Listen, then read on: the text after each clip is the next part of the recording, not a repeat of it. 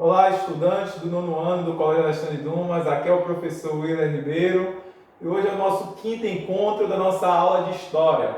Quero convidar vocês a pegar o livro de vocês no capítulo 6, onde a gente vai estar estudando a Era Vargas. Esse assunto é continuidade do período da República Brasileira. A gente, só relembrando, nós estudamos a Primeira República, suas características. E nosso último encontro, no quarto encontro, nós falamos sobre a crise da Primeira República, ou da chamada República Velha. Foi justamente chamada de República Velha porque a partir de 1930 encerra aquele período e se inicia outro período. E é um período de muita cogitação. Por que muita cogitação? Se pensa em mudanças. A gente viu que o regime de uma república democrática é um tipo de governo onde deve atender às necessidades do povo brasileiro. E nesse novo momento em que se encerra a República Velha, será que a demanda, as necessidades daquela população até então foram atendidas? Então, por exemplo, será que a mulher, de alguma maneira, ela foi reconhecida como cidadã, reconhecida na lei, atendida na lei? A população negra, que a gente vem estudando, que é a população que sofreu essa exclusão social, será que foi atendida dentro desses limiares da lei? E a população, o povão, a classe média? Nós vimos também que um dos grandes marcos nas grandes cidades foi os movimentos operários, as greves dos trabalhadores reivindicando direitos. Então, há uma cogitação, uma euforia muito grande para o que está por vir nesse novo momento. Então nós vamos estudar agora a chamada a Era Vargas. Só para eu não esquecer, eu quero deixar já para vocês a página 113 e a página 114 do livro. Não deixe de responder a sua atividade. Vocês vão adorar esse conteúdo, beleza? Então vocês podem observar aqui por que é chamado de Era. Justamente porque está se tratando de um período de que, onde Getúlio Vargas ele vai governar o Brasil. Mas por que estudar a vida de um presidente, falar sobre um presidente e não sobre o período em si? Porque os seus marcos que vão ser realizados nesse período. E primeiro porque foi o primeiro e único presidente do Brasil que conseguiu governar o país 15 anos consecutivos. Olha, pense comigo. A Constituição brasileira atual, ela diz que um presidente ele é eleito 4 anos, depois mais 4 anos. Só pode assumir o Brasil durante 8 anos consecutivos. Getúlio Vargas ele assumiu 15 anos. E qual vai ser o nosso ponto de hoje? Identificar dentro desses períodos quais foram as características desses governos, desses períodos de governo, quais foram os ganhos para a sociedade, quem ganhou, quem se beneficiou, quem não se beneficiou. Então a gente vai analisar essas etapas, esses 15 anos de governo. Falar de Vargas é analisar Vargas como um nacionalista. Nacionalista porque era um presidente apaixonado pelo Brasil e que idolatrava o que era da nação. Mas ao mesmo tempo era tido como um governante contraditório. Ao mesmo tempo que ele era populista, que ele atendia, através de carisma, se aproximar da população, ele se afastava, se aproximando dos empresários. Daí tem um relato que diz que Vargas ele era considerado o pai dos pobres e a mãe dos empresários. Então Vargas foi um estrategista, sabendo que sem as armas, sem o dinheiro e sem o auxílio da população, você não governa esse país. Então vamos identificar quais foram as características durante esse período de 15 anos do governo Vargas. Vamos que vamos? Então, para a gente voltar ao que nós estávamos falando, no fim da Aliança Café com Leite, o que foi o fim da Aliança Café com Leite? Foi justamente aquela crise. A gente viu que a política Café com Leite era, a cada 4 anos, o presidente de São Paulo e a cada 4 anos era o presidente de Minas. Só que nesse período final de 1929, não houve essa aliança e essa política do café com leite não funcionou. Daí a gente teve 2 partidos, que foi a aliança do PRP e a Aliança Liberal, que vão concorrer a essas eleições. Dentre esses candidatos estava Getúlio Vargas, e nós vimos que Vargas ele vai perder a eleição. Há quem diga que houve corrupção, a gente viu que houve um assassinato, a morte do candidato a vice Getúlio Vargas, e isso culminou com a chamada Revolução de 30. Então a gente vai ver aqui, por exemplo, a Revolução de 1930 marca o início da Era Vargas, que pode ser dividida em 3 períodos. Então nós vamos identificar os 3 períodos de Vargas agora. Primeiro é o governo provisório, que vai de 1930 a 1934. Como o próprio nome diz, governo provisório, porque a Revolução de 30 nada mais foi do que um golpe de Estado. Por que um golpe de Estado? Onde Vargas, auxiliados por militares, apoiado pela burguesia, pela classe média, vai tomar o poder e vai depor esse presidente. E na medida que ele assume o Brasil sem uma eleição, automaticamente não se cumpre a Constituição, que dizia que dentro do Brasil um candidato tem que ser eleito para governar. Então, por isso é chamado de governo provisório, porque foi um período em que Getúlio Vargas governou sem uma Constituição. Então, enquanto organizava a Constituição, ele foi governando, foi esse período. A ideia é que ele assumisse até se criar uma nova Constituição brasileira e aí voltar às eleições. Se pensava que isso ia acontecer em 6 meses, mas a gente vai ver aqui que durou pelo menos 4 anos.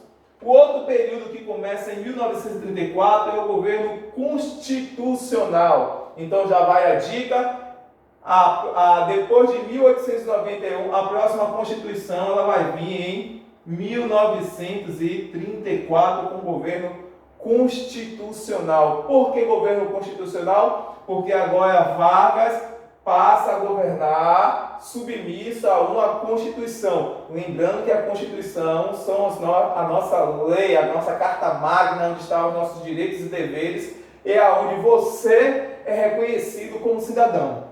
E o terceiro período do governo é chamado de Estado Novo ou governo ditatorial. Por que governo ditatorial? Ditatorial através do autoritarismo, onde novamente Vargas vai dar um novo golpe de Estado e vai assumir o Brasil sem uma eleição, ou seja, anulando novamente a Constituição até então criada. Então vamos ver as características desses 3 períodos, vem que vem. Vamos olhar aqui. Então, primeiro momento, o governo provisório. Ao assumir, Vargas buscou atender às reivindicações dos grupos que lhe deram apoio. Entre suas primeiras medidas destaca-se a suspensão da Constituição de 1891. Por que essa suspensão? Porque a gente viu que muitos grupos da sociedade eles não eram reconhecidos dentro da Constituição. Então foi o primeiro passo que Vargas fez. A gente viu que a primeira Constituição atendeu às necessidades da elite brasileira, que eram os cafeicultores, era quem mais se beneficiava com essa Constituição, e a gente vai ver que houve alterações.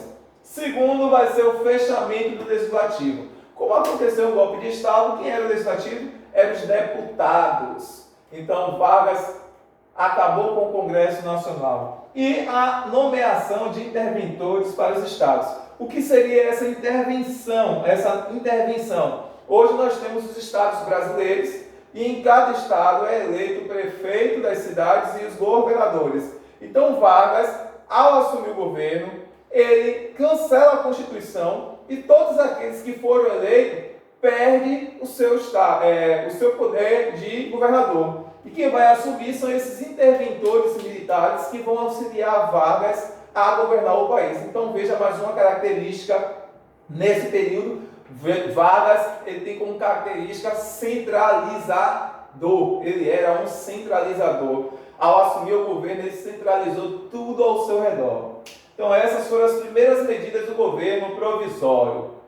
Em 1932 vai acontecer a revolta constitucionalista de São Paulo, em 1932. Por que essa revolta constitucionalista? Como eu falei no início, A ideia era que a nova Constituição e as novas eleições acontecessem, em média, no máximo, com 6 meses. E já fazia 2 anos que Vargas estava no governo provisório e em nenhum momento decretou uma nova Constituição, reuniu os deputados para criar essa Constituição, organizou novas eleições. Então, quando ele fez o afastamento da oligarquia de São Paulo do poder, porque a gente viu que o poder estava concentrado entre São Paulo e Minas Gerais. Quando essa oligarquia, quem era essa oligarquia? Eram os fazendeiros cafeicultores. Quando foram afastados do poder. E ao mesmo tempo, Vargas pegou o capitão pernambucano e nomeou como governador de São Paulo, melhor dizendo, governador não, como interventor de São Paulo. Isso gerou revolta para os paulistas. Então gerou um conflito, uma guerra civil entre grupos armados militares, policiais, apoiados pelos grandes fazendeiros de São Paulo contra o governo federal, que era o governo provisório de Getúlio Vargas. O que é que eles queriam? Como o próprio nome fala, a revolta constitucionalista, queria que Getúlio Vargas criasse a nova Constituição e chamasse a população para as eleições, para que o candidato que fosse eleito, ele fosse eleito conforme mandava o regime, e não vivesse num período de ditadura, que de certo ponto foi uma ditadura de Getúlio Vargas. Vamos ver aqui as primeiras, o MMDC, que significa: as primeiras manifestações dos paulistas provocaram a morte de estudantes como Martins, Miragaia, Drauzio e Camargo. Daí a sigla MMDC, entidade envolvida na organização da Revolução. Então a gente vê aqui, pode passar a imagem, a gente vai ver algumas imagens aqui que retrata, os objetivos dessa revolta, dessa guerra civil em São Paulo. Não vote aí, por favor, produção. Abaixo a ditadura. O que é abaixo a ditadura? Isso aqui seria os cartazes de jornais, a mídia sendo utilizada para levar a população de São Paulo e talvez até de outros lugares a se manifestarem contra o governo provisório para que Vargas decretasse a Constituição. Então, a convocação de uma Assembleia Constituinte. Qual é a importância da Assembleia Constituinte? É justamente o grupo dos políticos que iria elaborar a nova Constituição. Então, a gente vê que a Guerra Civil não foi brincadeira. E aí, em 1934, surge a nova Constituição Brasileira. Critérios de cidadania. Então, vamos ver as características dessa Constituição de 1934. A gente tem aí voto secreto. Antes o voto ele era aberto. Lembra do voto do Cabresto? A gente colocou várias imagens onde o próprio fazendeiro controlava o eleitor na hora de votar. Então você tinha o voto secreto. Olha as mulheres aparecendo aí, incluindo mulheres. Vocês lembram que as mulheres ficaram excluídas, mas excluiu também os analfabetos, mendigos e militares até o posto de sargento. Então a gente ainda vê aqui que parte da população brasileira ela continuava excluída. Era necessário saber ler e escrever. Então há quem diga que bastasse o cidadão saber escrever o nome. E naquele período, diferente de hoje, que segundo o Estatuto da Criança e do Adolescente, a lei brasileira, educação é um direito e vocês têm o dever de estudar, naquela época ainda não era isso, nem todo mundo tinha acesso ao ensino, já que a maioria das escolas eram escolas privadas, ok? Direitos trabalhistas. Lembra das manifestações operárias da grande greve em São Paulo em 1917? O que é que eles queriam? Não ser explorado, queriam que os patrões tivessem um limite nessa relação de trabalho. E esses operários apoiaram Getúlio Vargas e tiveram esse mérito. Então, um grande marco aí no governo de Vargas foi ter criado os direitos dos trabalhadores. Foi o primeiro presidente a gerar, ou seja, direitos para essa classe média operária, que fazia parte do povo. Então a gente tem aí salário mínimo, jornadas de 8 horas, proibição de trabalho de menores de 14 anos, férias remuneradas, indenização na demissão sem justa causa e dentre outros direitos. Carteira assinada, recolhimento de INSS. O que é o INSS? é onde a pessoa contribui durante 35 anos, depois se aposenta. Então tudo isso teve como raiz no governo Vargas, por isso estudar essa área Vargas. E nacionalismo econômico, ele decidiu-se pela proteção das riquezas do país, como as jazidas minerais e quedas d'água. Então, Vargas ele vai estimular a criação das primeiras hidrelétricas, vai estimular também a exploração de minérios no Brasil, vai criar algumas empresas estatais, empresas do governo para fazer essa exploração. Então, veja que nesse momento, a gente não vê o predomínio de um grupo social. A gente vê, nesse momento, os grupos da sociedade, de certo ponto, sendo atendidos. Então, grupos políticos do período. Isso aqui é importante, porque vai ajudar a gente a entender como foi que surgiu esse terceiro período do governo Vargas. Então, a gente viu aqui que já vai 8 anos, governo provisório, o governo constitucionalista, que a gente vê a criação da Constituição e suas principais características, e a gente vai ver agora que, dentro desse contexto, vão aparecer dois grupos políticos, o chamado de direita e o chamado de esquerda. A gente vai ver a característica do grupo de direita e de esquerda. O grupo de esquerda ele vai ser influenciado pelo comunismo, que, sempre lembrando, a gente estudou no início do ano a Revolução Russa. Então, o grupo de esquerda era a favor dos valores do comunismo no Brasil, do socialismo no Brasil. Já o grupo de direita já era o grupo que pregava mais o capitalismo. Então a gente vai ver que em meio a esse conflito, Vargas vai se aproveitar disso e a gente vai ver o que vai acontecer. Então aqui, nesse período ganha destaque dois grupos políticos com ideologias diferentes, os integralistas e os aliancistas. Esses grupos refletem a mesma polarização política que ocorria na Europa. Vamos ver qual era? A primeira era essa aqui, Ação Integralista Brasileira, AIB. Tinha como líder Plínio Salgado. Quais eram os grupos que apoiavam esse partido político? Os empresários, a classe média, os militares e a Igreja Católica. E tinha como lema, que eu acredito que vocês conhecem, viu?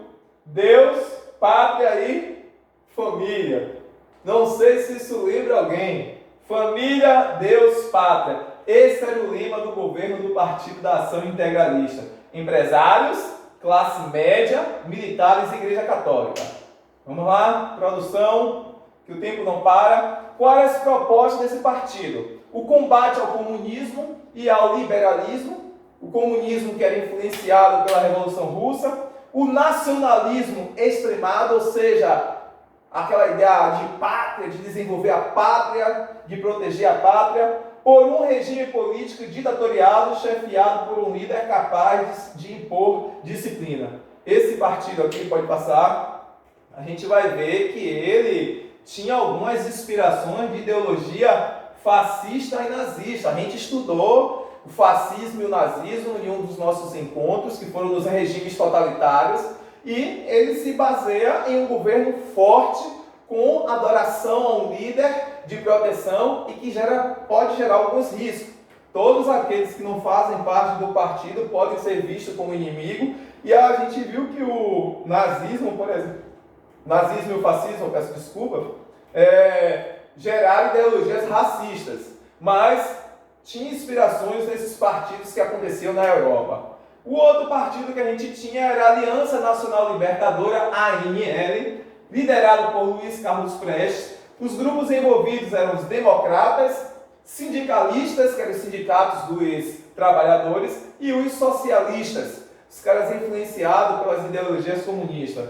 Uma das correntes da ANL era o Partido Comunista Russo. Vamos lá? Quais as principais propostas? Nacionalização das empresas estrangeiras. Então, no comunismo não existe capitalismo. Tudo que está dentro do país passa a ser do governo, ninguém é dono de nada. Essa era a linha do comunismo. O não pagamento da dívida externa. Então, o Brasil, para construir, se urbanizar, construir estradas, por exemplo, né, fazer saneamento básico, tomou dinheiro, recursos emprestados, então eles eram a favor do não pagamento dessa dívida. E eram a favor da reforma agrária, que seria a distribuição de terras na área rural para esses camponeses que tanto trabalhavam lá nas fazendas. Vamos, produção. Dentro desse contexto, desse conflito, Getúlio Vargas ele vai se aproveitar. E Getúlio Vargas ele vai decretar a chamada A Intentona Comunista. Vargas vai criar um boato, vai surgir um boato de que havia um plano dos comunistas, né, da ala de esquerda, em dar um golpe de Estado e assumir o Brasil e decretar o comunismo no Brasil. Vargas aí decreta estado de emergência e novamente o que acontece quando estava para ocorrer as eleições? Pode passar a produção.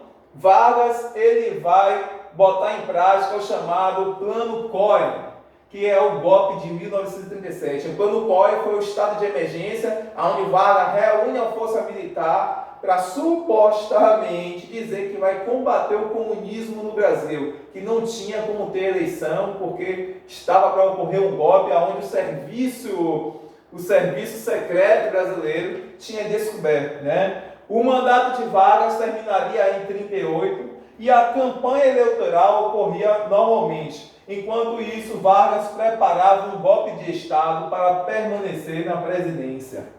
Então, lembrando que um golpe de Estado é quando você assume o governo com a força das armas militar sem uma eleição. Então, o plano COI contra o perigo, o chamado perigo seria os comunistas. Vargas fechou o Congresso Nacional e outorgou uma nova Constituição. Então, fechar o Congresso Nacional é fechar o que seria hoje Brasília, acabar com os deputados e com a força dos militares assumir o país. Vamos lá, produção. Então inicia esse período que vai ser chamado de Estado Novo. Vai ser um período de ditadura, a ditadura Vargas, marcados pelo autoritarismo e pela centralização do poder na mão de Vargas, que vai de 37 a 45. Veja que essa imagem aqui de Getúlio Vargas, ela se assemelha com a imagem de Hitler, aonde você tinha a adoração, né, a veneração a esse líder. Então vamos ver as características desse período rapidamente, que o tempo ele passa, viu?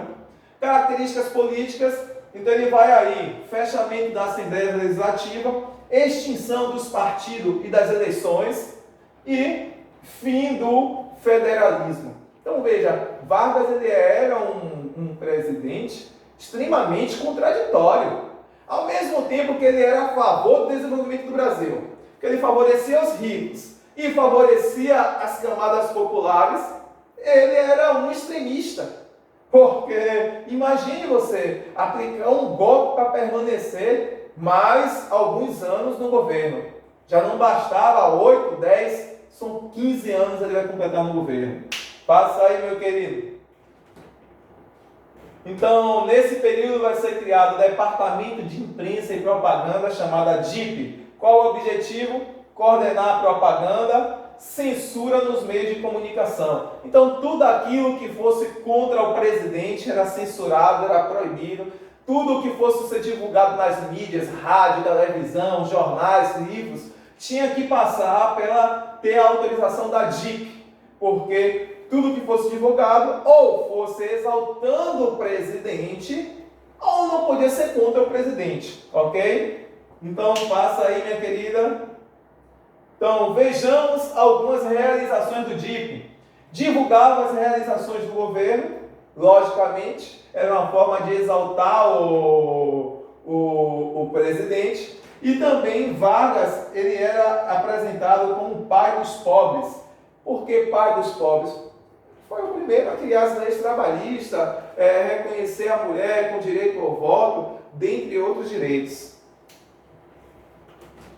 Então, comemorações trabalhistas aqui, ó, Bangu, Organização Operária, saúde do presidente Vargas. Então, foi uma das grandes conquistas. A gente viu que em 1917 mais de 5 mil operários parou São Paulo fazendo greve e são os direitos trabalhistas. Então, aí essa exaltação ao presidente Getúlio Vargas. A música popular, o governo encomendava canções com letras favoráveis à sua política. Veja que Vargas ele tem algumas características dos governos totalitários, né? Que é um governo, a gente viu que no nazismo e no fascismo era proibido qualquer conteúdo, existe até os livros proibidos, qualquer conteúdo que fosse contra o governo. E Vargas ele vai se utilizar nesse momento das comunicações de toda a mídia existente do período para a sua autovalorização, para a sua autoveneração. Então a gente vê aí um exemplo disso aí, encomendar até música para a autoexaltação. Vamos lá. Wilson Batista, o Trabalhismo. Aqui a gente tem um poema, né, de Wilson Batista. Com meu chapéu de lado, tamanco arrastado, lenço no pescoço, navalha no bolso. Eu passo gingando, provoco e desafio. Eu tenho orgulho de ser vadio. Quem trabalha é quem tem razão. Eu digo, não tenho medo de errar. O bonde de Januário leva mais de um operário. Sou eu que vou trabalhar. Então Vargas, aqui é uma canção onde ela estimula a população a ir trabalhar. Então é por isso que é chamado de pai dos pobres. Ou seja, olha, eu dei direitos, eu dei valorização aos trabalhadores. É hora de trabalhar, de desenvolver o país. Então a legislação trabalhista de Vargas, no período getulista, a gente tem aqui, atraíram muitos trabalhadores, o governo percebeu a força do operariado e elaborou uma política trabalhista que tinha duas funções: conquistar a simpatia dos trabalhadores, exercer domínio sobre os trabalhadores, controlando os seus sindicatos. Então Vargas permitiu até a criação dos sindicatos, mas esses sindicatos tinham que ser aprovados pelo governo, por isso que ele era um centralizador. Nesse período, várias leis trabalhistas foram criadas, mas não foram simples concessões do governo. Também são resultado das lutas dos operários.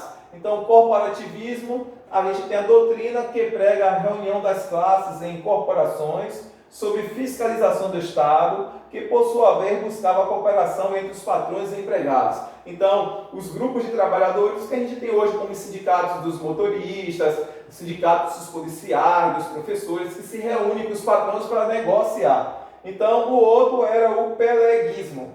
O imposto sindical era recolhido, então os sindicatos recolhem impostos dos trabalhadores. Tudo isso foi criado no período Vargas. Salário mínimo, a carteira de trabalho, o registro, a consolidação das leis trabalhistas e a própria carteira de trabalho, como eu acabei de falar, que era o registro desse trabalhador. Industrialização, intervencionismo estatal e nacionalismo, a CVRDC e a CCN, substituição das importações. Então Vargas ele vai implementar algumas fábricas, algumas indústrias brasileiras, por isso que ele vai ser chamado de intervencionista estatal nacionalismo, ok? Incentivo da guerra. A guerra foi benéfica para a economia do país e Vargas procurou obter o máximo de vantagens do conflito. A gente vai ver que em 1945, quando Vargas estava para ser deposto do governo, assim como Getúlio Vargas deu um golpe para entrar no governo, ele vai ser ameaçado, vai ser obrigado a largar o governo depois de 15 anos. Só que em 1945 vai estar ocorrendo no mundo a Segunda Guerra Mundial, que é o nosso próximo tema de estudo da nossa próxima aula. E a gente vai ver que Getúlio Vargas ele vai tirar proveito até mesmo disso. Getúlio Vargas ele tentava fazer uma aliança com Hitler, com Hitler nazista. Só que os Estados Unidos, com medo do Brasil se aliar à Alemanha durante esse período de guerra, se aliar como? Abastecer com alimentação, com remédios e outras coisas mais. O presidente dos Estados Unidos vai fazer algumas concessões de empréstimos e transferência de tecnologia. Então Vargas, que não era bobo, que não era nada, viu que o Brasil ia se beneficiar, então largou o apoio de Hitler e pegou o dinheiro que os Estados Unidos estavam mandando para cá e tecnologias que estavam mandando para cá. Então Hitler é um astuto, aproveitador, por isso que se diz que ele era nacionalista. Em represália a isso, o que é que vai acontecer? Em 1945, Hitler manda uma resposta. bombardeia o navio brasileiro, aonde vários brasileiros vão morrer. Então tá aí, ó. A participação do Brasil na guerra contra o nazismo e o fascismo impulsionou as mobilizações democráticas no país. O Estado Novo caiu após a guerra por uma questão lógica. O Brasil lutava em favor das democracias. Logo, não fazia sentido manter-se como ditadura. Então a gente viu que o Brasil, desde a Primeira República, tenta colocar em prática a República Democrática, onde o povo é quem deve ser atendido. Então o que está dizendo aqui é que não fazia sentido a gente ter um governo onde não cumprisse a Constituição, um governo onde não seguisse as leis, já que o Brasil é a favor da democracia e era uma democracia. Então, a gente vai ter aí alguns opositores a esse governo de Vargas. Um exemplo deles seria quem se levantou contra o regime, os intelectuais, artistas, a União Nacional dos Estudantes, políticos e militares, achavam que já era o momento de Vargas chegar ao fim, já era 15 anos de governo. Também os Estados Unidos da América, eles foram contra. Eles diziam que o nacionalismo de Vargas era um entrave aos seus interesses. Ou seja, que Vargas ele visava muito mais seus interesses do que o interesse do Brasil. Por isso se diz que Vargas era um contraditório. Eu espero que vocês tenham compreendido. O assunto ele é longo e a gente tem aqui, fim do Estado Novo. A pressão levou o governo a marcar as eleições para dezembro de 1945. Nesse interim, foram autorizadas a formação dos partidos políticos e o início das campanhas eleitorais. Então Vargas ele foi obrigado a sair do governo pelos militares e vários grupos da sociedade. E mesmo assim, a gente vai ter aí um movimento chamado queremismo. Isso vai ser uma questão da prova, viu? Fique atento. O que foi esse queremismo? População, as classes mais populares que foram beneficiadas nesse governo, com as leis trabalhistas, por exemplo, queremos Getúlio Vargas, mesmo após 15 anos de governo. Mas o dinheiro, o poder do dinheiro e das armas decretou o fim desse período Vargas. Então, mais uma vez, eu quero dizer que espero que vocês tenham compreendido os principais aspectos desse momento, ok? O assunto é denso, ele é grande. Até a próxima e muito obrigado.